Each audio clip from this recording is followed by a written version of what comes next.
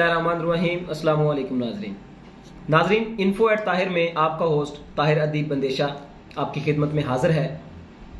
नाजरीन, तारीख में एक ऐसा साइंसदान भी गुजरा है जिसने अपनी सारी ज़िंदगी क्रिश्चियन रिलीजन में गुजारी और एक तहकीक करते हुए, एक किसी पॉइंट पे रिसर्च करते हुए वो इस मुकाम पे पहुंचा कि मुसलमानों की किताब कुरान मजीद ही हक किताब है। मुसलमानों के नबी अकरम सल्लल्लाहु अलैहि वसल्लम भी आखिरी नबी हैं और वही हक हैं और दीन इस्लाम ही हक है। ऐसा भी साइंसदान गुजरा है जिसने ये तस्लीम किया कि मेरी रिसर्च के मुताबिक, यानी जदीद साइंस के मुताबिक, कुरान मजीद, आका अलैहिस्सलाम की ज़ात, अल्लाह ताला और दीन इस्लाम, ये सब हक है और यही सीधा रास्ता है, यही सिरातुल मुस्तकीम है। वही साइंसदान जिसने गुजरने वाले मूसा अलैहिस्सलाम, मूसा कलीमुल्लाह के दौर के जो फिरौन थे, उसकी लाश को जिसने दरियाफ्त किया, उस पर तहकीक की, उसका मुतालिया किया, तो वो इस नतीजे पे पहुंचा कि कुरान मजीद हक है। कुरान मजीद में लिखी हुई एक एक सतर, लफ्ज ब लफ्ज अल्लाह ताला का फरमान है, वही हक है और उसमें कोई 19-20 भी कमी पेशी नहीं। नाज़रीन, अपने टॉपिक की बात करते हैं। फिरौन कोई किसी एक खास बंदे का नाम नहीं था, यानी ये जो फिरौन जिसके बारे में आपने पढ़ा होगा, सुना होगा, वो फिरौन किसी एक बंदे का नाम नहीं था। जो भी बादशाह बनता मिस्र के अंदर, जो भी बादशाह होता, उसे फिरौन का नाम दिया जाता था, यानी उसे बादशाह का नाम दिया जाता था। अपनी लफ्जों में वो फिरौन का नाम दिया जाता था। वही फिरौन जो मूसा अलैहिस्सलाम के दौर में हुआ, जिसने बनी इसराइल को बेशुमार तकालीफ से गुजारा। उसने मूसा अलैहिस्सलाम को बचपन में उनकी गोद में पड़े और वो वाकया भी आपने सुना होगा, मूसा अलैहिस्सलाम की पैदाइश जो फिरौन के ही हाथों हुई।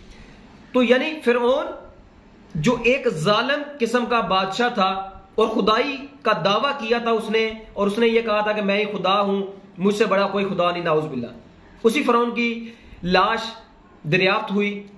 वो जो लाश है वो 1898 में दरियाफ्त हुई। उस वक्त दरियाफ्त हुई जब उसी समंदर के किनारे एक आदमी अपने मोती इकट्ठे कर रहा था, समंदर से निकलने वाले मोती इकट्ठे कर रहा था। तो उसे इस मुकाम से एक लाश दरियाफ्त हुई, एक मम्मी दरियाफ्त हुई। उन्होंने आम मम्मी समझकर इसको अजायब घर में रख दिया कि यह भी बाकी मम्मियों की तरह, बाकी लोगों की तरह एक आम सी मम्मी है। लेकिन जब साइंसदानों ने उसकी मम्मी पर रिसर्च की, वो एक पॉइंट पे पहुंचे कि ये बाकी मम्मियों से बिल्कुल डिफरेंट है। इवन के इसके जिस्म पर नमकियात अभी तक बाकी है। और इस पर जब तहकीक की गई तो जब 1975 के अंदर 1975 में एक साइंसदान गुजरे हैं जो एक आला पाए के साइंटिस्ट भी थे, सर्जन भी थे, जिनका नाम डॉक्टर मोरिस बोकलाई है। डॉक्टर मोरिस बोकलाई जो फ्रांस के एक अजीम साइंटिस्ट गुजरे हैं, उन्होंने जब 1975 पे इस मम्मी पे रिसर्च की तो वो इस बात पे हैरान हुए कि ये मम्मी कोई आम मम्मी नहीं है। ये 1400 साल पहले जो मुसलमानों की किताब में जिसका जिक्र आया, ये वही है। और वो इस बात पे बिल्कुल हैरान थे कि समंदर के अंदर मौजूद समुंदरी बेरहम मौजू में ये मम्मी इतनी देर तक कैसे बिल्कुल महफूज रही, कोई ऊंच नीच नहीं हुई, बिल्कुल महफूज रही। वो इस बात पे हैरान था कि ये कैसे हो सकता है, कौन है जिसने इस मम्मी को बिल्कुल सेफ रखा, बिल्कुल महफूज रखा। अब देखें नाज़रीन कि एक किसी बंदे को समंदर में फेंकें तो वो समंदर की मौजें तो उसको तबाह बर्बाद करेंगी। बाकी समंदर में पाए जाने वाले जो जानदार हैं वो ही नहीं छोड़ेंगे, कोई ना कोई मछली उसको खा जाएगी। लेकिन अल्लाह ताला का हुक्म था, कुरान मजीद ने अपने अंदर जो बात कही थी वो सच थी, हक थी, बिल्कुल एज इट इज वही बात होनी थी, जिसकी वजह से इस लाश को महफूज रखा गया। डॉक्टर बोकलाए बिल्कुल एक शदीद किस्म की मुश्किलात में पड़ गया कि ऐसा कैसे हो सकता है कि एक लाश को इतने दुरानिये के अंदर 3000 साल के बाद निकाला जाए और वो बिल्कुल महफूज हो, उसमें कोई 19-20 भी ऊंच नीच ना आई हो। चनाचा वो उसका जहन सिर्फ एक पॉइंट पे अड़ गया कि ये कैसे हो सकता है, ये कैसे हो सकता है। उसने अपनी मजहबी किताब बाइबल को मंगवाया, बाइबल में देखा, लेकिन बाइबल में उसे इस मम्मी, इस फिरौन नामी शख्स की जो लाश थी उसके बारे में कुछ भी ना मिला। यानी वो अपने मजहबी लिहाज से भी इस पॉइंट में बिल्कुल खत्म हो गया कि मैं इसमें रिसर्च नहीं हो सकी उसे। तो उसका तज़किरा जब ना पाया गया तो वो मजीद शशोपंज का शिकार हुआ और उसने इसमें मजीद तहकीक के लिए उसे दूर दराज लोगों ने मदऊ करना शुरू कर दिया, उसने भी जाना शुरू कर दिया, लेकिन वो किसी एक पॉइंट पे ना पहुंचा। उसकी परेशानी जब मजीद बढ़ती गई, उसके साथी साइंसदान उसने बताया कि मुसलमानों की किताब कुरान मजीद में इस मम्मी के बारे में जिक्र है, इस मम्मी के बारे में उन्होंने तज़किरा किया है। 1400 साल पहले मुसलमानों के आखिरी नबी आका दो जहां सल्लल्लाहु अलैहि वसल्लम की जात पर नाज़िल होने वाली किताब कुरान मजीद के अंदर इस लाश के बारे में बताया गया है। उसकी हैरानी मजीद बढ़ गई, डॉक्टर बुकलाए की हैरानी मजीद बढ़ गई। ये कैसे हो सकता है? मुसलमानों के नबी को किसने बताया? 1400 साल पहले किसको पता था? हमने रिसर्च 1975 में की है, लेकिन मुसलमानों को कैसे पता चला कि ये जो लाश है ये इस बंदे की है और इसे इस तरीके से महफूज रखा गया है?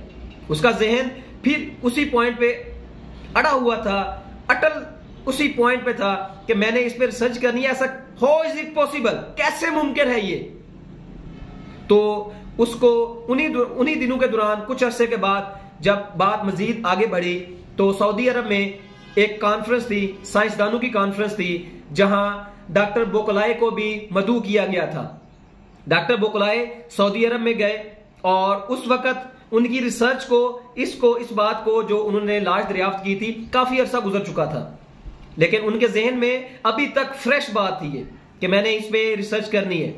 जब वो उस कॉन्फ्रेंस में गए मुसलमानों सऊदी अरब में, तो वहां मुसलमानों की कॉन्फ्रेंस थी, वहां उनकी नजर कुरान मजीद की सूरत यूनस पे पड़ी। सूरत यूनस की आयत नंबर 92 जो इसी वाकये से रिलेटेड है, उस पर उसकी नजर पड़ी तो उसने अपनी हैरानगी से उसको पढ़ना चाहा। अल्लाह ताला कुरान मजीद में सूरत यूनस में फरमाते हैं, बिस्मिल्लाहिर्रहमानिर्रहीम, ए फिरौन, सो आज हम तेरे बेजान जिस्म यानी तेरी लाश को बचा लेंगे ताकि तू अपने बाद में आने वालों के लिए इबरत का निशान हो सके, और बेशक अक्सर लोग हमारी निशानियों को समझने से गाफिल हैं। जब उसे ये आयत उसके सामने आई, उसने देखा कि जो मैंने रिसर्च 1975 में की है सेम एज इट इज यही बात मुसलमानों को 1400 साल पहले से पता है।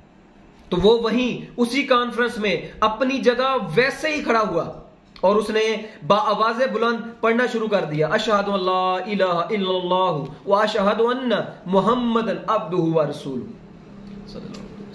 यानी वो वही मुसलमान हो गया और उसने वही ऐलान किया कि इस्लाम सच्चा दीन है, आका अलैहिस्सलाम अल्लाह के आखिरी और सच्चे रसूल हैं और अल्लाह ताला मौजूद है, अल्लाह ताला का इनकार भी कुफर है, आका अलैहिस्सलाम पर ईमान ना लाने की भी वजह कोई नहीं रही। डॉक्टर बुकलाई के मुताबिक उस वक्त आका अलैहिस्सलाम की जात पर ईमान लाने की वजह मौजूद थी, कोई वजह ऐसी नहीं रही कि वो आका अलैहिस्सलाम पर ईमान ना लाए।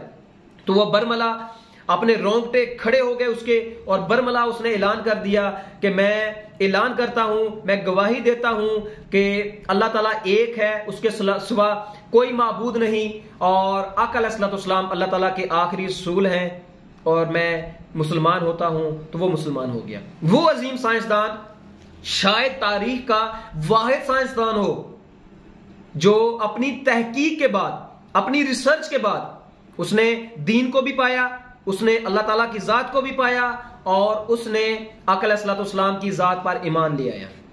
यही डॉक्टर जो एक फ्रांस का अजीम साइंसदान था, डॉक्टर मोरिस बुकाय, वो 17 फरवरी 1998 को अपने खालिक हकीकी से ईमान की हालत में जा मिला। अल्लाह ताला उनकी मगफरत फरमाए और उनके दर्जात बुलंद फरमाए, क्योंकि उन्होंने चाहे बेशक अपनी सारी जिंदगी क्रिश्चियन के तौर पर गुजार दी, लेकिन उनकी रिसर्च इतनी पायदार थी कि उन्होंने अपने लिए राह रास्त पा ली। अब ये पॉइंट एंड पे हम कंक्लूड कर रहा हूं इस बात को, एंड पे यही बात कि उन्होंने तो फलाह पा ली कुरान मजीद को पढ़ते हुए। कुरान मजीद को पढ़ते हुए उन्होंने रिसर्च भी की, इस बात पे फैसला भी कर लिया कि दीन हक एक ही है, अल्लाह ताला एक है, आका अलैहिस्सलाम की जात एक है। लेकिन हम कहां खड़े हैं? हम सिर्फ कुरान मजीद को पढ़ते हैं सवाब के लिए, लेकिन कुरान मजीद सिर्फ सवाब से पढ़ने वाली किताब हरगिज नहीं। एक बात अपने ज़हन नशीन करें, कुरान मजीद शायद इस दुनिया की सबसे बड़ी इनकलाब बर्पा किताब है। उसकी मिसाल आज के दौर में देखें कि जो भी रिसर्च हो रही है, जो भी साइंस जिस मुकाम पर भी पहुंच रही है, वो चाहे फिरौन की लाश हो, चाहे वो इस बात पर फैसला हो कि जो मक्खी शहद की मक्खी है, इससे छोटी मिसाल मैं क्या दूं आपको कि शहद की मक्खी है, ये भी साइंस ने रिसर्च की है कि इसमें नर भी है मादा भी है। कुरान मजीद ने उसमें भी बताया हुआ है कि इसमें नर भी है मादा भी है। फूलों की बात करें, फूलों में भी नर मादा साइंस ने आज रिसर्च की है, कुरान मजीद आज से 1400 साल पहले बता रहा है।